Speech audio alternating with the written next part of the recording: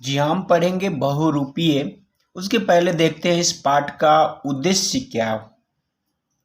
क्योंकि जब हम पाठ का उद्देश्य समझ लेते हैं तो पाठ समझना हमें बड़ा आसान हो जाता है। एक बार देखिए, स्वांग भरना यानी किसी और का रूप धारण करना एक कला है।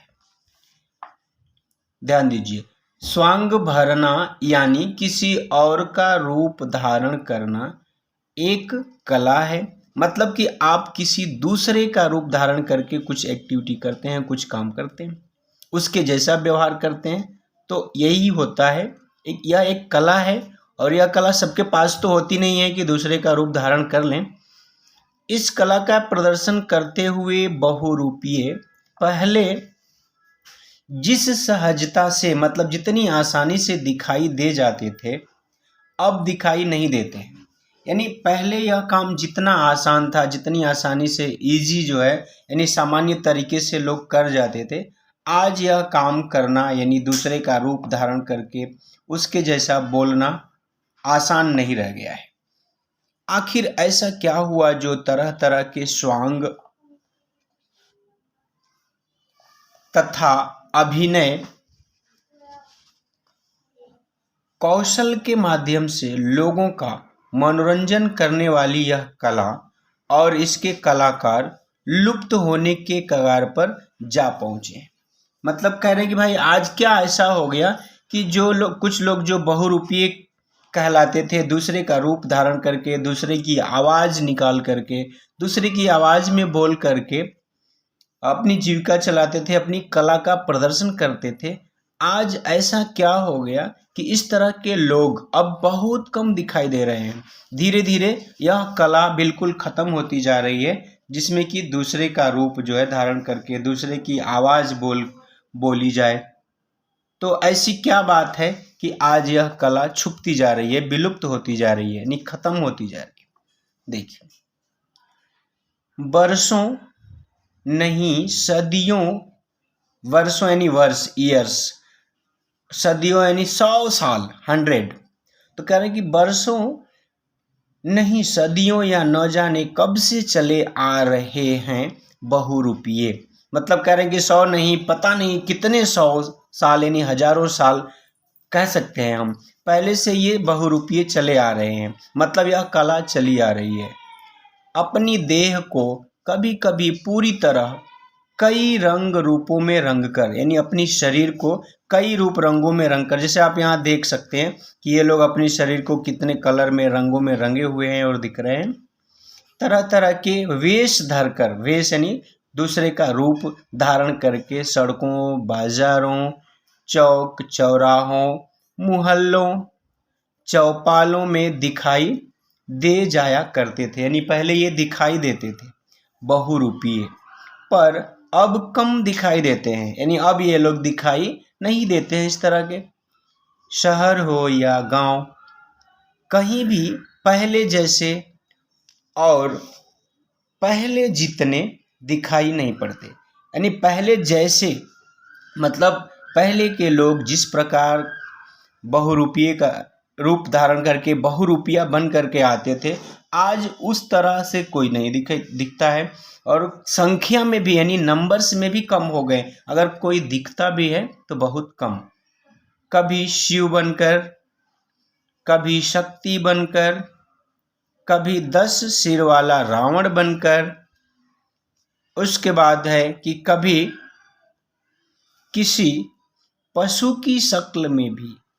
हाँ, पशु की शक्ल में भी। यानी कभी कभी तो लोग जो है ना, किसी जानवर का रूप धारण करके कोई जानवर बन के आ जाते थे, किसी जानवर के रूप में आ जाते थे।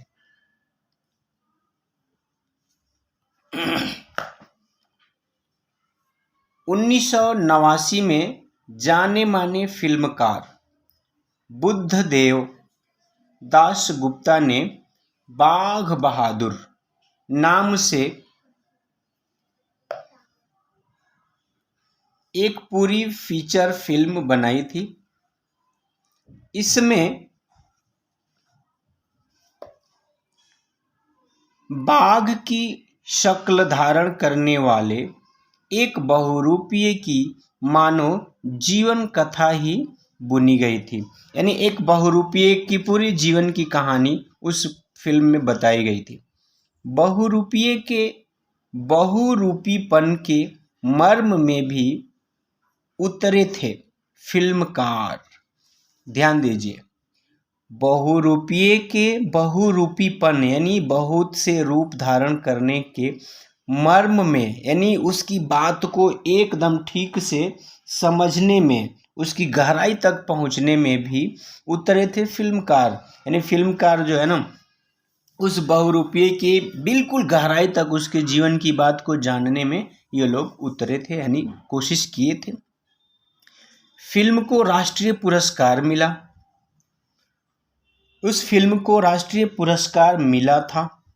तब एक बार फिर सबका ध्यान बहुरूपीय समाज पर गया था। यानी कह रहे कि भाई उसके बाद ना फिर एक बार सभी लोगों का ध्यान जो है उस बहुरूपीय समाज पर गया था, क्योंकि इस फिल्म के आने से एक बार फिर से जो है ना सभी लोगों का ध्यान उन बहुरूपीय लोगों पर आया। यह बात चर्चा में आई कि हाँ, बहुत से रूप धारण करके लोग धारण करना ये एक कला है और इस कला को विलुप्त नहीं होने देना चाहिए। और वास्तव में भी ये बात सही है। अनेक प्रकार का रूप धारण करके अपनी कला का प्रदर्शन करना बड़ा मुश्किल काम होता है, आसान नहीं होता है। लेकिन जिनको आता है उनके लिए यह काम बहुत आसान होता है। वो कुछ ही समय में, कई सारे लोग आप सुने होंगे, कई सारे लोग एक गीत गा रहे होते हैं तो उस गीत में वो एक बार लड़के की भी आवाज़ कर लेते हैं और एक बार फिर लड़की की भी आवाज़ कर लेते हैं, उनको समय ही नहीं लगता है। और कई सारे ऐसे लोग हैं जो एक ही बात में भाषण देते समय कई सारे लोगों की मिमिक्री करते हैं साथ ही साथ। तो जिनको आता है उनके लिए बड़ा आसान है, और नहीं आता है तो उसके लिए निकालना आवाज़ और सीखना, फिर उस व्यक्ति का रूप धारण करना बड़ा मुश्किल हो जाता है। तो खैर ये इस कला के प्रति लेखक जो है ना चिंतित हैं कि यह कला जो पहले बड़ी ज़्यादा संख्या में दिखाई देती थी और अच्छे कलाकार थे, आज यह कला, इस कला की परंपरा पता नहीं क्यों छुपती जा रही है। क्या कारण है इसका?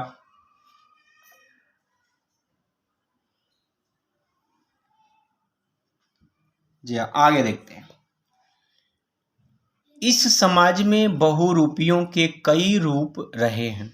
जैसे बाघ बहादुर का बहुरूपिया घुनूराम साल के 11 महीने मेहनत मजूरी करता है, पर एक महीना नागपुर गांव में आकर नाच दिखाता है। यानी एक साल में 12 महीने होते हैं, तो यहाँ इन्होंने कहा कि भाई वो 11 महीना 11 मंथ मेहनत करता है और 1 मंथ, एक महीना वो जो है नागपुर गांव में आकर के नाच दिखाता है। बहुरूपियों की परिस्थितियां आज बहुत बदल गई हैं। यानी आज उनकी स्थिति, उनकी लाइफ स्टाइल जो है चेंज हो गई है, बहुत सी बदल गई है। कभी बंगाल में जिस तादाद में बाउल गाते, देखिए बाउल गाते, बाउल गाना जो है ना, बाउल एक लोकल गीत है, ट्रेडिशनल सॉन्ग है, ठीक है। और बहुरूपीय भी मिलते थे, अब नहीं मिलते हैं ये। जबकि बंगाल और गुजरात बहुरूपियों के दो ही गढ़ रहे हैं। यानी बंगाल और गुजरात बहुरूपियों का गढ़ रहा है। वास्तव में आप देख सकते हैं गुजरात में बड़े सारे बहुरूपीय हैं जो अपना रूप बदल के देश और समाज के साथ कितने अपने कारनामे दिखा रहे हैं। समझ जाएंगे आप, समझने वाले। पहले उन्हें दर्शक खूब मिला करते थे। कह रहे कि भाई पहले उनको बहुत सारे दर्शक मिलते थे, यानी देखने वाले मिलते थे, और ये दर्शक उन्हें देखते हुए कौतूहल और विस्मय से भर उठते थे। यानी देखते थे तो बड़े आश्चर्यचकित हो जाते थे और उनके अंदर जिज्ञासा होती थी, बड़े खुश होते थे, और आगे क्या होगा और आगे क्या होगा, उनके मन में ये जानने की इच्छा होती थी। कुछ में उनके प्रति जुगुप्सा की भावना जग जाती थी। हाँ, ध्यान दीजिएगा, कुछ उनको देखते देखते कुछ दर्शक तो बड़े ही भावुक हो जाते थे, लेकिन कुछ में उनके प्रति जुगुप्सा जो है ना जाग उठती थी, यानी घृणा हो जाती थी, उनसे नफरत करने लगते थे। और वे उन्हें हैरान करने से भी बाज नहीं आते थे, और वो कुछ लोग क्या है ना, उनको परेशान करने लगते थे। बहुरूपीय आम जन का भरपूर मनोरंजन किया करते थे, यानी वो लोग हंसाते थे, खासकर तब जब न रेडियो था, न फिल्में थी और न टीवी। सो क्या गांव, क्या कस्बे, क्या शहर, बहुरूपीय के प्रकट होते ही मानो एक मजमा लग जाता था, यानी लोगों की भीड़ हो जाती थी। जब बहुरूपिया आते थे तो सभी लोग एक जगह इकट्ठा होकर के उन्हें देखने और सुनने लगते थे। अपने आप लग जाता था, लोगों का भीड़ हो जाता था। वे जिस रास्ते से भी गुजरते थे, लोग उन्हें अजूबे की तरह, अचंभे की तरह देखते थे, यानी हैरानी से देखते थे। वाह! सब बहुरूपीय नाचते या कोई करतब नहीं दिखाते थे, पर वे जिस तैयारी के साथ शिव का वेश धरते थे, यानी शिव के रूप में आते थे, शिव बनते थे, शिव शंभु, जिस तैयारी के साथ कुछ विचित्र सी वेशभूषाओं में भी उतरते थे, वह लोगों को आकर्षित और कभी कभी तो उन लोगों का वह जो रूप था लोगों को सम्मोहित भी कर लेता था, यानी अपनी ओर मोह लेता था, अपनी ओर आकर्षित कर लेता था।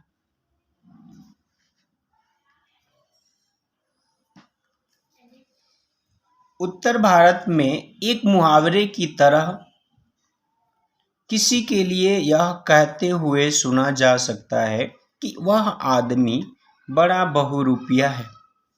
बहुरूपिया है यानी रंग रूप दोनों बदल लेता है।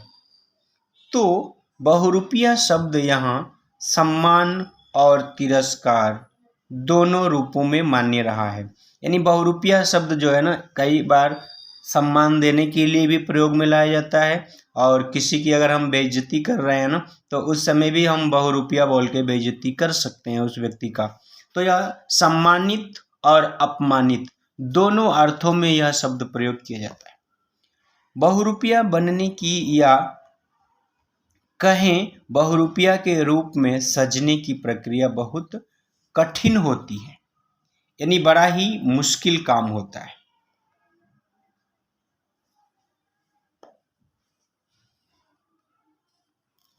अपनी देह में रंग रेत का लेप करना, यानी रंग लगाना, कलर, फिर सिर पर किसी भूमिका के लिए चित्र विचित्र चीजें धारण करना, जैसे अगर राक्षस बनना है तो सिर पर आपको सींग लगाना होगा, बहुत सारी चीजें हैं। फिर है आसान कहाँ होता है, यानी इन सारी चीज़ों को अपने सिर पर धारण करना आसान नहीं होता है, बड़ा ही मुश्किल होता है। जैसे देखिए यह व्यक्ति यहाँ पे बना हुआ है, तो अब इनके सिर पर ये इस तरह की चीज़ दिखाई दे रही है, यहाँ इनको जो है, तो जो भी बन रहे हैं आप उस बात को बखूबी यानी 100% दिखाना है, तो आपको सिर पर कुछ धारण करना रहेगा, चेहरे को थोड़े अलग ढंग से बनाना रहेगा। तो यह चीज़ें बड़ा आसान नहीं होती हैं, ये सारी चीज़ें करना। शिव बनना, हनुमान बनना, देवी बनना और बनकर ऐसा दिखना कि पात्र से परिचय करने की जरूरत न रह जाए। मतलब आप जो भी बने हैं किसी को फिर बताने की जरूरत ना पड़े कि मैं हनुमान जी बना हूँ या मैं शिव जी बना हूँ। निश्चय ही लगन और मेहनत की मांग करते हैं।